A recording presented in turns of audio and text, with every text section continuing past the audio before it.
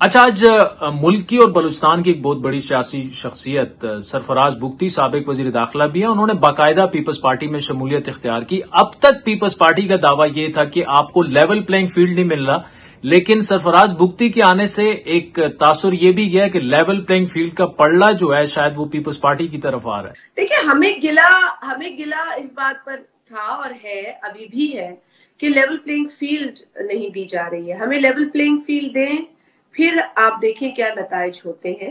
اور اب بھی ہم دیکھ رہے ہیں پنجاب میں بھی، آج بھی بلاول بھٹو زرداری صاحب نے یہی کہا کہ پچھلے دور جب بھی پاکستان مسلم لیگ نون کا وہاں رہا ہے تو وہاں پر ایک بڑی ڈکٹیٹرشپ کی طرز پر حکمرانی کی گئی ہے، اور اس طرح میرے خیال ہے جمہوری جماعتوں کو پرفارم نہیں کرنا چاہیے۔ عوام کو موقع دینا چاہیے، ان کی بات سننی چاہیے، اور عوام سے اپنے رابطے کو مضبوط رکھنا چاہیے۔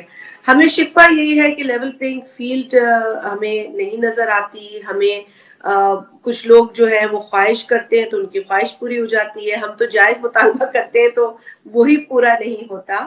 اور پاکستان پیپلز پارٹی کو لوگ جوائن کر رہے ہیں، بلوچستان میں بھی جوائن کر رہے ہیں۔ آپ نے دیکھا کہ جب پیپلز پارٹی نے وہاں پر جلسہ کیا کوئٹہ میں تو وہ ایک عوامی جلسہ تھا، ہم کسی ہوٹل کے ایک لابی تک محدود نہیں رہے۔ وہاں بلاول صاحب جلسے میں گئے، انہوں نے لوگوں سے ملاقاتیں کی، انہوں نے ایک باقاعدہ پبلک کے ساتھ جس طرح کے رابطے ہوتے ہیں وہ ان کے دکھائی دیے، اور آج زرداری صاحب وہاں ہیں تو اسی چیز کا ایک تسلسل ہے۔